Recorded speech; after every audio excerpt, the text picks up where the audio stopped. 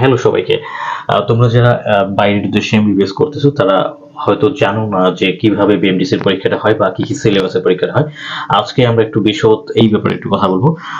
আমি আমার কাছে যে সার্কুলারটা রয়েছে সেটা হচ্ছে 2026-এর রিসেন্ট যে এপ্রিলে যে পরীক্ষাটা হলো সেখানে একটা কোয়েশ্চেন ডিস্ট্রিবিউশন দেওয়া আছে কি কি সাবজেক্ট থেকে কত মার্কের কোয়েশ্চেন আসবে। আমি তোমাদের একটু এগুলো শেয়ার করি যাতে তোমাদের জন্য ইজি হয় যে কোন সাবজেক্টটা তোমরা সবচেয়ে বেশি গুরুত্ব দিয়ে পড়বে এবং কিভাবে তোমাদের প্রস্তুতিটা নেওয়া শুরু করা উচিত। এখানে সবচেয়ে বেশি যেটা দেখতে পাচ্ছি সেটা হচ্ছে মেডিসিন অ্যান্ড অ্যালাইড থেকে সবচেয়ে বেশি প্রশ্ন আসে, সেটা হচ্ছে প্রায় 20 কোয়েশ্চেনের মতো এখান থেকে আসে।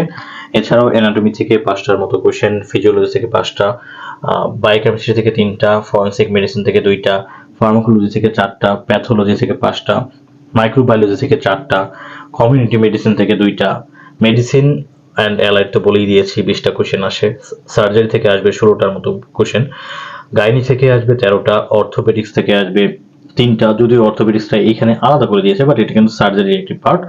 অপথলমোলজি এইখানে আলাদা করে দিয়েছে, এটাও সার্জারির একটা পার্ট, এবং এখান থেকে আসবে 5টার মতো কোশ্চেন।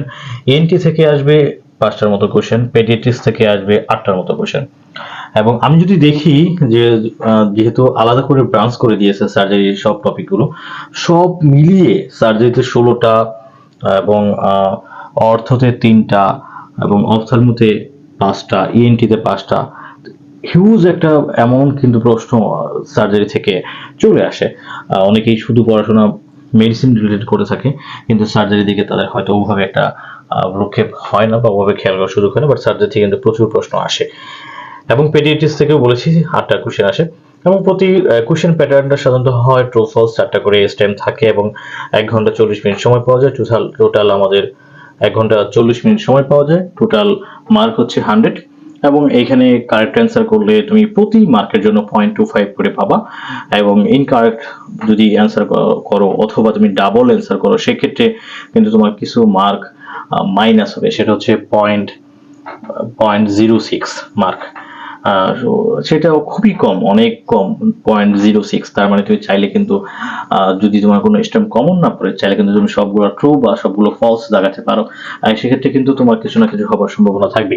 এই ছিল আমাদের হচ্ছে সিলেবাস, যে সিলেবাস থেকে পড়াশোনা হয়, এবং আমরা কিন্তু চাইলে এই যে সিলেবাসটা এটা কিন্তু খুব বেসিক একটা প্রশ্ন করা হয় তোমাদের বিএমডিসি পরীক্ষার জন্য, আহামরি সেই লেভেলের অর্থে যেটা তোমরা হচ্ছে পোস্ট গ্রাজুয়েশনের জন্য প্রিপারেশন নেওয়া হয় সেই লেভেলের কিন্তু প্রশ্ন করা হয় না।